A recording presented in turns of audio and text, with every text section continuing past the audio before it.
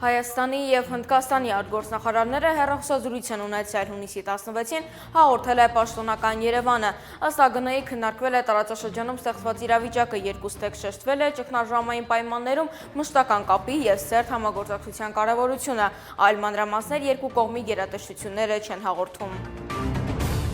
Հայաստանը գնահատում է Իրան-Իսրայել հակամարտության հետ կապված տնտեսական ռիսկերը։ Հունիսի 16-ին կառավարության նիստում ասել է ֆինանսների նախարար Վահե Հովհաննիսյանը, նշելով, որ քննարկում են տարբեր սցենարներ, որոնցից ամենաբացասականը տնտեսական աճի 1.3%-ի դանդաղումն է։ Սա կարող է հիմնականում պայմանավորված լինել լոգիստիկայով։ Նույն օրը էկոնոմիկայի նախարար Գևորգ Պապոյանը հայտնել է, որ Իրան-Իսրայել հակամարտության պատճառով արդեն իսկ տնտեսական խնդիրներ են ծագել։ Մի շարք բեռներ Բանդար Աբբաս նավահանգստում կանգնած են, որոշ բեռներ ճանապարհներին բազմաթիվ խնդիրներ ունենք արտասահմանյան եւ Իրանից կամ Իրանի տարածքով եւ այլ երկրներից ներմուծման հետ կապված, ասել է նա։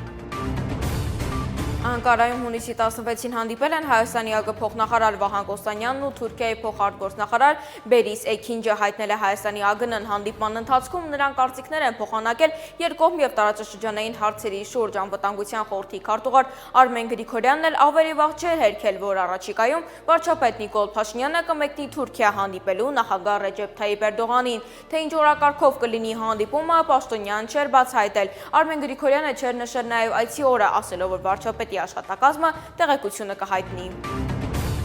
Հունիսի 16-ին Հայաստանի պաշտպանության նախարարությունը հաստատել է, որ հունիսի 11-ին ավտովթար է տեղի ունեցել Լոռու մարզում ժամը 10:15-ի սահմաններում Սպիտակ Գյումրի ավտոճանապարհի 24-րդ կիլոմետր հատվածում Շիրակի մարզի բնակիչ 35-ամյա Կարեն Հ-ն իր վարած Ուրալ մակնիշ ավտոմեքենայով դուրս է եկել երթևեկելի գոտուց եւ կողաշրջվել։ Վթարի հետևանքով ուղևոր Շիրակի մարզի բնակիչ 35-ամյա Թեմուր Հ-ն մարմնական վնասվածքներով տեղափոխվել է Գյումրի բժշկական կենտրոն։ Ավտոմեքենան հաշվառված է Հայաստանի պաշտպանության նախարարության հաշվեկշռում։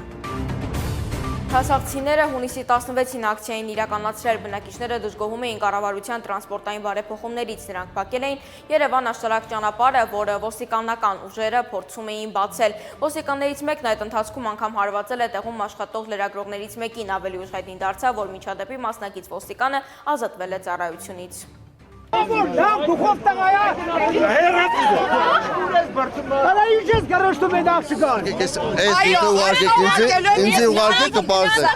Ձեր ոստիկանը ինչա լրագրողի մասնագիտական գործունեությունը դրա համար գույություն ծառայողական քննություն ներկա իրադրությունը դուք թողած ծառայողական քննության հետևից եք գնում։ Ծառայողը ինձ հարված է։ Ուսումնասիրվի համապատասխան ոստիկանին ոչ վայել պահվածք է դրսևորել։